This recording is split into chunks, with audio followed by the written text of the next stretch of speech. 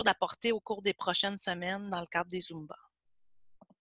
Donc, vous avez vu que je vous l'ai partagé, puis je l'ai repris. Alors, j'y arrive. Complexité. Voici.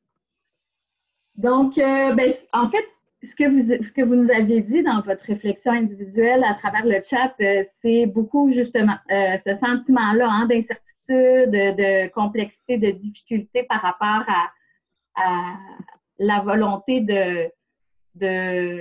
par rapport à cette situation-là qu'on a devant nous. Et c'est normal que ça nous fasse vivre cette incertitude-là, cet inconfort-là, parce que dans une situation de grande complexité, on est en fait directement renvoyé à notre incapacité à prédire, à planifier ou à ordonner le monde autour de nous. Okay? Donc, déjà, en soi, vivre des situations complexes nous renvoie vers des émotions qui sont parfois plutôt de la peur, de l'anxiété ou même ou simplement des fois de l'inconfort, dépendamment du niveau de la complexité dans laquelle on est situé.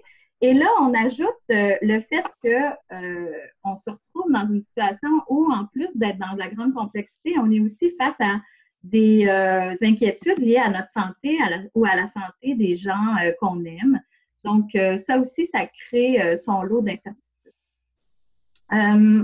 En fait, c'est normal parce qu'on se rend compte qu'on a voulu toujours réfléchir les êtres humains comme notre capacité de prédire. Là, je vais juste aller voir dans le chat. Est-ce que ça va? Okay, oui, c'est correct. C'est beau, je voulais juste voir que vous m'entendiez bien. Vous m'entendez?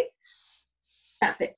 Donc, c'est normal, en fait, cette inquiétude-là, parce qu'on est, notre esprit est fait de façon, on s'est créé et on a été éduqué de façon à vouloir prévenir, préparer, contrôler. Hein, vous imaginez, on est habitué à se créer des plans d'action, des cadres logiques avec donc là, soudainement, on s'aperçoit, après avoir eu la prétention de tout contrôler, même de contrôler le monde autour de nous, en mars 2020, on s'est dit « wow, restez chez vous, là, il y a un petit virus quand même assez grave qu'on n'arrive pas à contrôler du tout. » Méchante débarque. Et pourtant, on le sait collectivement depuis très longtemps, on sait qu'on n'est pas en mesure de contrôler notre environnement puis qu'on ne vit pas dans un monde de cause à effet simple. On le sait, ça fait longtemps. La nature nous le rappelle régulièrement. Chaque fois qu'il y a un grand désastre naturel, à chaque fois qu'on a des fois des grandes crises économiques, des régimes politiques qui sont débarqués du jour au lendemain, on se rend compte que notre environnement est très complexe et qu'on maîtrise très peu de choses. Pourtant, on n'arrive pas nécessairement à vivre avec cette réalité-là. On l'a intégrée peut-être intellectuellement, mais pas nécessairement dans notre façon d'appréhender le monde. Cette intégration-là intellectuelle, cette façon-là de voir le monde, on la connaît entre autres aussi face à la question, on l'a exploré, vous connaissez maintenant la théorie du chaos et de la complexité. Peut-être que vous ne la connaissez pas comme telle, mais vous la connaissez. Parce que vous avez tous déjà entendu parler de l'effet papillon, n'est-ce pas? Ça vous dit quelque chose, l'effet papillon? Cette idée-là qu'un petit battement d'aile d'un papillon va avoir la capacité de créer une grande tornade si le papillon est au Mexique et pourtant la tornade va avoir lieu au Texas des semaines plus tard. Vous avez vu ça dans les films, dans la littérature. Ça fait référence aussi à ce qu'on vit aujourd'hui. Il y a une petite chauve-souris quelque part en Chine qui a provoqué finalement une grande pandémie et éventuellement une crise économique mondiale. Donc, la théorie du chaos nous explique que des tout petites modifications dans les variables de départ peuvent avoir un impact majeur. Notre façon de voir le monde de façon linéaire, vous la voyez même dans les films, quand on utilise l'effet papillon, là, on part d'une donnée première, puis on dit « Ah, ça a eu un déboulement, puis ça a eu un déboulement, puis ça a eu un déboulement, puis ça a donné la tornade qu'on connaît. » En réalité, la théorie du chaos, ce qu'elle nous apprend, c'est qu'on est encore en train de voir de façon linéaire. En réalité, le battement d'aile du papillon, c'est un petit peu d'air qui a été déplacé, puis là, après ça, ça a changé la température un petit peu ici, mais en même temps, ailleurs, il y avait un oiseau qui a fait autre chose. Donc, il y a plusieurs variables qui ont un impact sur cet environnement-là et c'est ça qui va créer tranquillement un changement complet, par exemple, dans ce contexte du papillon, sur le climat de cette zone-là. Donc, dans la théorie là, du chaos, on appelle ça des attracteurs, ce qui va faire changer ou bifurquer le mouvement de son orbite. Alors là, je ne rentrerai pas dans la technique là, parce que, tu sais, je ne vous l'ai pas dit, mais La théorie du chaos, ça vient quand même de la biophysique quantique, de la chimie submoléculaire, de l'astronomie, etc. Donc, on n'ira pas là. Mais c'est intéressant de se rappeler cette histoire du papillon pour comprendre que on vit dans une globalité beaucoup plus grande que ce qu'on est habitué de considérer. Et ce que ça nous enseigne très clairement, c'est que pour pouvoir être capable de prédire ce qui s'en vient, il faudrait posséder une analyse fine sur tous les éléments, sur toutes les variables, une analyse fine sur toutes les variables qui font partie du système et qui peuvent avoir un impact sur ce système-là. Alors, juste en partant de cette prémisse-là, on sait que c'est absolument impossible d'avoir cette analyse-là. Donc, on va toujours être dans un environnement qui est complexe, qui est incontrôlable, interconnecté. Nos réalités aujourd'hui sont chaotiques, elles sont capricieuses. Donc, l'idée à retenir d'ici, c'est que le point d'équilibre, tu sais, on cherche parfois à être en équilibre entre différents éléments. Le point d'équilibre, il n'existe pas. On doit absolument, quand on vit dans une situation complexe, apprendre à danser avec le mouvement, apprendre à faire corps avec le mouvement, apprendre à embrasser la complexité en acceptant qu'on vit dans un monde qui est un et non pas un monde de cause à effet. Pourtant, on est quand même, je le dis depuis tantôt, on a quand même de la difficulté à faire ça. Hein? On fait un petit peu partie du problème parce que quand on voit une problématique importante, on cherche des solutions assez linéaires parce qu'on a tendance à vouloir ordonner, classer les informations, les hiérarchiser.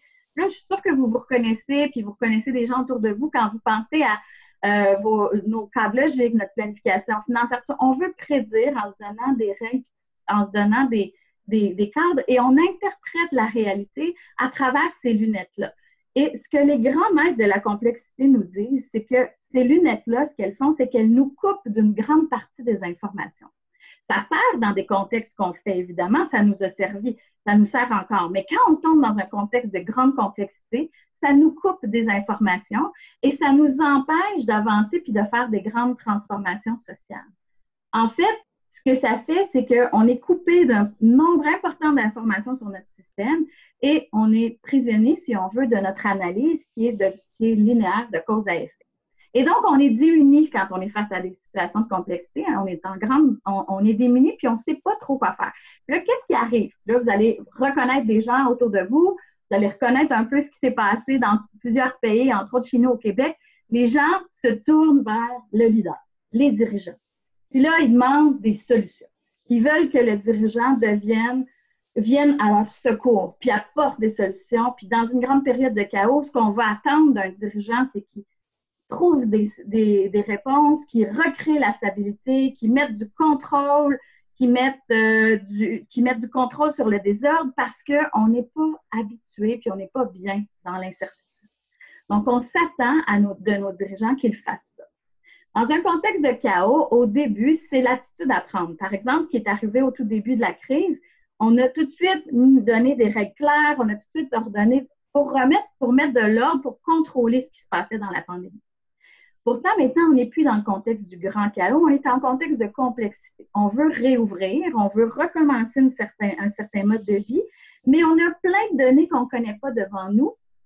Et donc, comment on manœuvre là-dedans? Et on a encore, évidemment, le réflexe comme être humain de se tourner vers un leader héros qui va trouver la réponse, qui va être parfait dans son rôle, qui va nous donner des clés et qui va surtout ramener le sentiment de sécurité. Et là, je ne sais pas si vous vous reconnaissez dans le rôle du héros ou si vous reconnaissez des gens qui vous demandent d'être des héros, mais même les leaders les plus bien intentionnés vont tomber dans ce piège-là parce qu'on veut aider. On veut soutenir les gens et les gens ne sont pas bien dans l'insécurité, dans l'incertitude. Donc, on veut leur donner des réponses, on veut résoudre des dilemmes et on va travailler très fort pour y arriver.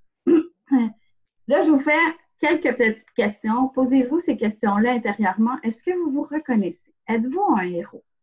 Est-ce que vous êtes le type de héros qui va essayer de résoudre tous les problèmes tous les problèmes qui lui sont soumis, soit par son équipe, soit par les gens autour de lui? Est-ce que, par hasard, vous vous continuez à prendre de plus en plus de projets, de plus en plus de problématiques, de quoi jusqu'à avoir moins de temps pour les relations humaines. Est-ce que, par hasard, ça se peut que vous travaillez toujours un petit peu plus en vous disant, mais je vais juste régler cette situation-là, puis après, je vais reprendre du temps. Mais je vais juste régler ce petit élément-là, puis après, je vais reprendre du temps. Ça se pourrait. Je vous fais ces petites questions-là pour voir si vous vous reconnaissez en héros. C'est peut-être pas votre cas, mais c'est tellement une situation qui nous amène à ça que vous êtes peut-être tombé dans le piège du héros, de celui qui va essayer tout seul de trouver des réponses à des dilemmes extrêmement complexes. Et là, je vous le dis d'emblée, si vous êtes un héros, vous allez vous épuiser. Vous allez vous épuiser parce que bien que vous soyez extraordinairement brillant, bien que vous soyez une personne fantastique, dans une situation de complexité, les problèmes sont complexes, ils sont tous interconnectés, il n'y en a pas de solution simple, puis aucun individu, même s'il est extrêmement brillant, va pouvoir trouver une réponse, va pouvoir trouver la solution. Donc, c'est essentiel d'avoir cette réflexion-là. La façon de travailler dans la complexité, c'est de faire confiance à l'émergence. La théorie du chaos, parce que j'y reviens, ce qu'elle nous enseigne, c'est que du chaos naît toujours l'ordre. Il y a toujours de l'ordre qui s'installe. Et cet ordre-là, il émerge. Il émerge à partir de toutes les variables qu'on est capable d'aller chercher dans notre environnement. Une seule personne n'est pas capable de prendre en compte toutes les variables qu'il y a dans l'environnement, puis de les mettre ensemble pour trouver des solutions. Alors, on a besoin d'être comme leader ou comme personne qui participons à la transformation sociale, à l'affût et à l'écoute de ce qui se passe dans notre système, dans cette complexité-là, pour trouver des solutions. Je vais vous donner 2-3 exemples que je trouve intéressants liés à la dynamique actuelle en politique. Au tout début de la crise, Legault a fermé toutes les entreprises et puis après ça, à un moment donné, il s'est fait dire mais ça ne marchera pas là parce qu'on devrait laisser les magasins de vélo ouverts parce que c'est une façon, parce qu'il y a plein de gens qui ne pourront pas se déplacer s'ils n'ont pas accès au moins à des vélos ou quelque chose comme ça. Alors, on a été dans l'émergence, on a fait « Ah, OK, on est revenu sur cette décision-là, puis on a réouvert. » Donc, on a appris. Et évidemment, je ne pense pas que c'était notre équipe de tête, de dirigeants qui aurait eu cette intuition-là, parce qu'évidemment, ce n'est pas des gens qui vont se promener en vélo, puis ce n'est pas des gens qui ont des enjeux de transport dans le contexte actuel. Ça, c'est un exemple assez simple, assez banal, mais ça vous démontre comment, en fait, l'émergence apparaît quand on est à l'écoute de ce qui vient. Et ça vous démontre que la bonne solution, elle n'existe pas. Il faut la créer puis la former ensemble. On est face à une situation inédite, on n'a jamais vécu ça dans le monde, dans le passé, mais on n'a pas vécu ça dans une mémoire récente. Puis on ne peut pas se revirer de bord puis prendre les meilleures pratiques à quelque part parce que la situation est tellement inédite que les meilleures pratiques en contexte de complexité, elles ne fonctionnent pas. Donc, il faut faire émerger les solutions ensemble. Comment on fait émerger les solutions? Je vous donne quelques clés pour nous aider à trouver des façons de faire émerger les solutions. Donc, 5 grandes catégories. L'intelligence collective, tout à l'heure je le disais, puis je l'ai redit, puis je le redis. Dans un contexte de complexité, il faut travailler collectivement. On ne peut pas être seul. Ensuite, se mettre en action, puis revenir régulièrement sur nos choix puis nos décisions. Je vais les inverser, vous allez voir tout à l'heure. Se concentrer sur un petit nombre de principes clés qui est probablement qui est fondamental aussi. Sélectionner des petites actions dont l'impact potentiel est majeur puis s'attendre à être surpris. Je vais aller voir en détail un petit peu avec vous. Est-ce que vous me suivez jusque-là? On est encore ensemble? Je vois des hochements de tête, super. Donc, favoriser l'intelligence collective. Ce que je vous disais tout à l'heure, c'est que l'ordre va émerger du chaos. C'est ce que la théorie démontre à travers toutes les situations. Donc, mais comment s'assurer que ce qui émerge est l'ordre qui nous correspond, qui correspond à nos valeurs et à nos principes? Donc, on va d'abord aller vers avoir les conversations importantes, avoir les conversations qui vont nous amener ensemble à identifier qu'est-ce qu'on ne sait pas. À la surface, il y a tous les éléments qu'on connaît. Allons creuser pour identifier qu'est-ce qu'on ne sait pas encore, qu'est-ce qu'on a besoin de comprendre, qu'est-ce qu'on a besoin d'apprendre. Créer ces conversations-là où on va aller au-delà des présumés puis des a priori de départ, c'est fondamental trouver des solutions différentes, des solutions qui vont répondre réellement à la situation.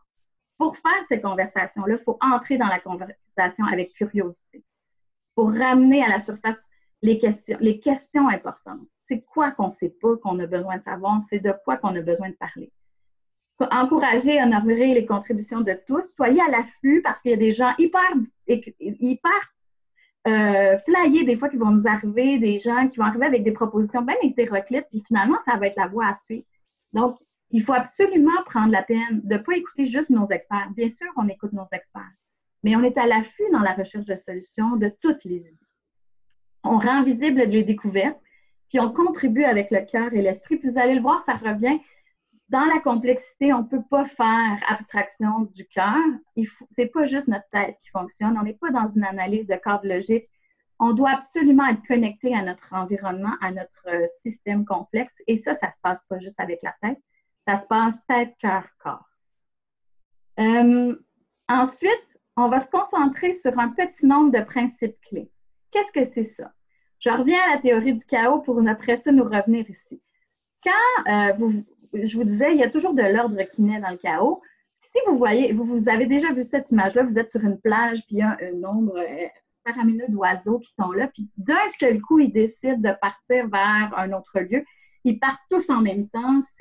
On entend des cris, c'est chaotique, ils s'en vont dans le ciel. Et pourtant, c'est comme une danse, ça se crée, puis ça s'organise, et ils arrivent à leur point où ils doivent arriver, sans souci. Aucun oiseau s'est frappé. Ils ne se sont pas frappés les uns les autres. Donc, qu'est-ce qui arrive? Les experts nous ont identifié qu'ils ont 3 règles simples pour réussir à sortir de cette espèce de chaos-là. Et les oiseaux, par exemple, leurs 3 règles, c'est garder un minimum de distance entre eux. C'est suivre la vitesse de l'autre et bouger vers le centre. 3 petites règles de base qui permettent, à travers l'action de chacun, de créer de l'ordre. Et si on le ramène à notre situation, c'est fondamental. Les experts en complexité, ce qu'ils nous disent, c'est que quand on est dans une situation de complexité, on doit identifier nos balises personnelles. Qu'est-ce qui est fondamental pour moi? Donc, quand je vais ressortir de cette crise-là, puis je vais me poser la question, est-ce que je suis la personne dont je voulais être fière? La personne dont je suis capable d'être fière aujourd'hui? Ça va être quoi qui va me permettre de répondre à cette question-là? Est-ce que ça va être, j'ai offert le maximum de services aux personnes vulnérables? Ça se peut que ce soit ça. Ça se peut que ce ne soit pas ça. Ça se peut que ce soit, j'ai réussi à traverser cette crise-là sans aller en surmenage. Ça se peut que ce soit ça. Ça se peut que ce soit, j'ai réussi à maintenir un sentiment de confiance puis d'enthousiasme chez ma gang, chez mes employés. Vous en choisissez 1, 2, 3, des choses qui vous permettent de faire la paix dans cette situation-là, des choses qui vous disent, ça, c'est moi à mon meilleur. Si j'atteins ça, c'est moi à mon meilleur. Donc, des principes clés qui vous permettent, avant chaque décision, de dire, est-ce que je suis en train de créer des liens?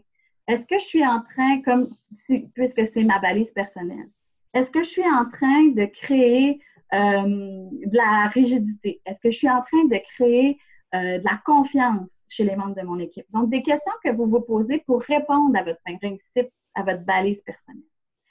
Vous le faites individuellement, puis vous le faites en équipe. Vous le faites collectivement. C'est quoi nos principes à nous pour traverser cette crise-là? Qu'est-ce qui est important pour nous maintenant, aujourd'hui? Et ça va être nos phares qui vont nous guider.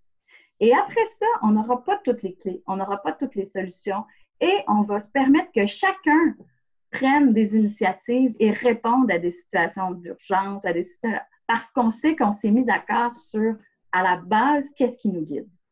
Donc, il va y avoir des situations où vous ne serez pas tous là pour décider, où le dirigeant héros ne prendra pas la décision. Ça va être l'équipe qui va la prendre. Comment on va se dicter que c'est ça la voie? C'est que l'équipe va essayer en fonction des principes clés. Ça va? Donc, ça, c'est fondamental. Puis, si vous voulez trouver de la paix d'esprit dans le contexte en ce moment, faites cet exercice-là individuellement pour vous. Ensuite, qu'est-ce qu'on fait? On se met en action. Dans la complexité, on n'attend pas de trouver la bonne réponse, la solution, la façon de faire. Il n'en existe pas. Il en existe plusieurs, il en existe peut-être, on ne le sait pas. On essaie. Donc, ce qu'on enseigne, en fait, dans le développement organisationnel, c'est que on doit voir toutes les initiatives comme des enquêtes systémiques. On veut en apprendre davantage sur notre système. On veut aller chercher de l'information. On veut comprendre les causes, les effets, qu'est-ce qui va avoir un impact sur quoi. Donc, on est en mode d'apprentissage. On essaye et on revisite régulièrement. Puis là, en contexte comme aujourd'hui, Mylène le disait au tout début, Christian aussi le disait, ça change à peu près aux 2-3 jours. Bien, on a le droit de reviser nos décisions aux 2-3 jours. Mais si on se le dit comme équipe, on se dit on n'aura pas le choix.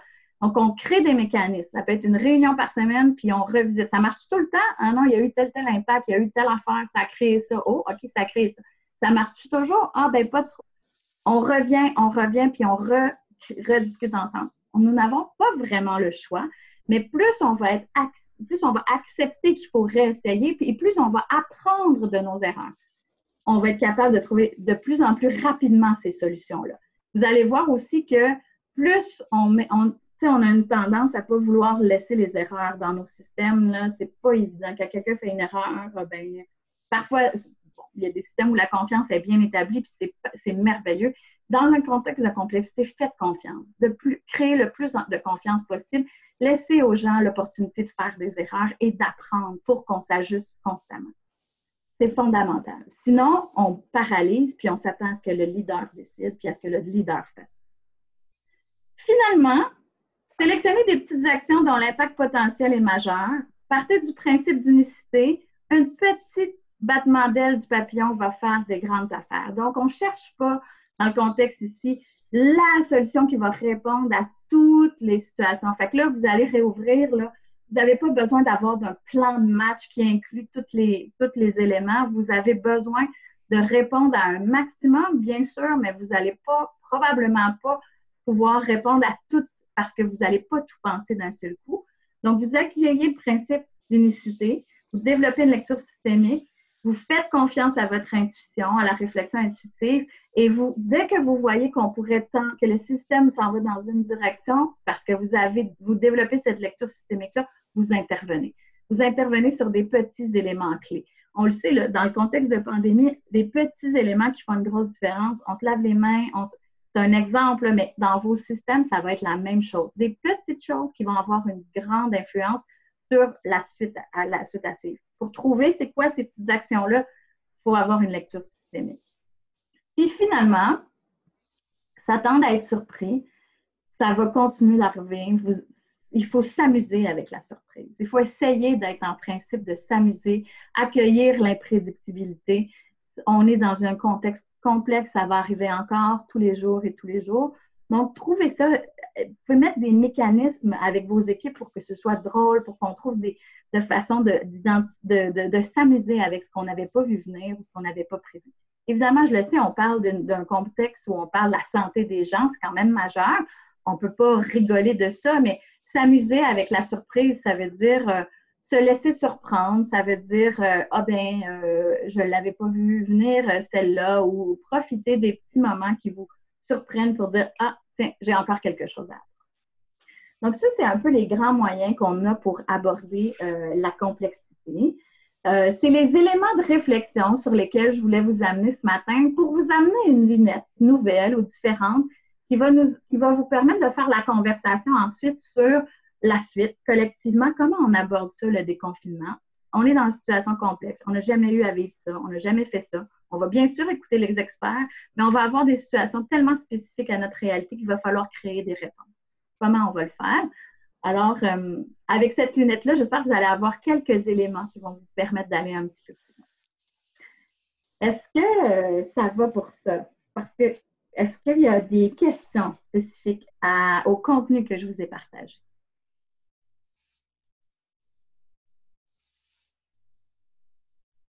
Je ne vois pas de questions pour l'instant. Donc, dans ce cas-là, ce que je vais faire, c'est qu'on va vous amener à la prochaine. Oh, il y a quelque chose dans le chat. Mylène, est-ce que tu vois ce qui est écrit? OK. C'est excellent. C'est excellent. Donc, ce n'est pas une question. C'est gentil. On passe à la prochaine. Donc, la prochaine proposition que je vous fais, c'est une réflexion individuelle avant d'aller discuter en grand groupe. Alors, la réflexion que je vous propose, c'est celle-ci. Donc, on en a discuté, comme je vous disais, avec Mylène, comme Mylène vous disait, pour répondre à vos inquiétudes en ce moment ou à vos préoccupations. Quelles conversations devons-nous avoir en ce moment pour trouver des solutions à cette situation inédite?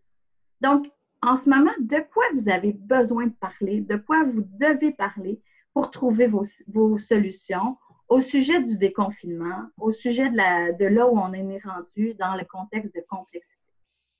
Je vous laisse peut-être un petit 2 minutes de réflexion, puis après ça, vous allez être invité à aller en petits groupes pour aborder ces questions, pour aborder ces sujets-là. Christian, tu voulais prendre la parole?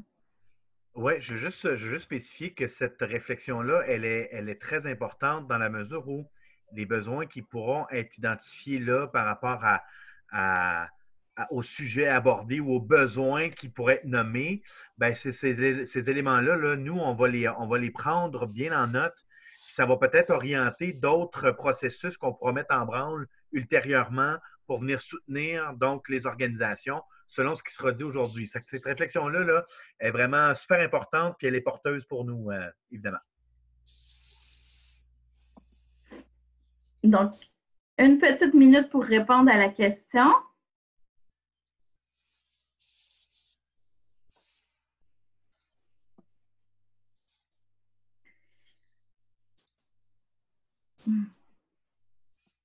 Je vais arrêter le partage de l'écran.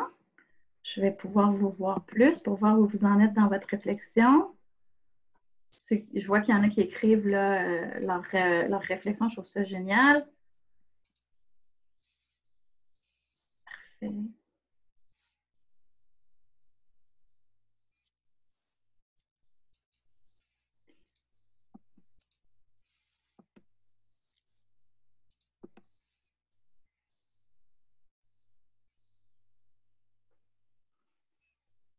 Donc, ce que nous allons faire, ce que je vois, c'est qu'il y a des gens qui ont commencé à y répondre dans le chat. C'est super.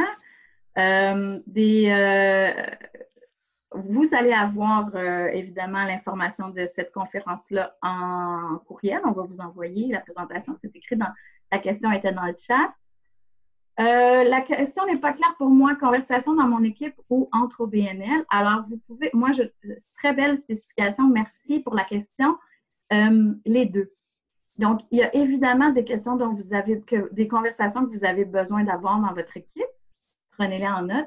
Et vous avez sans doute des conversations que vous avez besoin d'avoir entre OBNL, entre vous, entre groupes.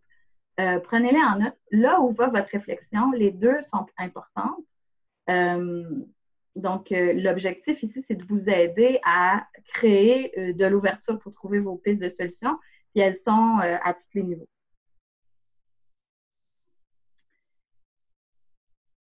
Donc, à partir de là, ce qu'on va vous proposer de faire, c'est d'aller converser en petits groupes pour continuer à identifier comment discuter des conversations que vous avez besoin d'avoir, ce que vous avez besoin d'approfondir, de quoi vous devez parler. Pensez à la logique de conversation porteuse. Donc, aller en profondeur, essayer d'identifier ce qui n'est pas à la surface, ce qui n'est pas à la surface en temps normal. Puis, commencer cette conversation-là en petit groupe, vous allez être en mode, là, vous enlevez vos micros, là, vous n'êtes pas nombreux, vous enlevez pas vos micros. Ouvrez vos micros, excusez-moi. Donc, ouvrez vos micros, vous n'êtes pas nombreux. L'idée, c'est vraiment de créer une conversation. Donc, qu'est-ce qu'on va avoir besoin d'aborder? Quelles sont les pistes qui vont nous accompagner, qui vont nous servir dans cette complexité-là? On vous invite à aller en discuter en petits groupes. Mylène va nous envoyer de façon virtuelle dans des petites salles où vous allez être entre 4 et 6 personnes pour aborder cette question-là. Vous pouvez faire appel à nous. Donc, quand vous allez être en petit groupe, vous avez l'option de demander l'assistance du host pour bien parler français. Alors, vous cliquez sur ce bouton puis on va pouvoir aller vous voir. Et si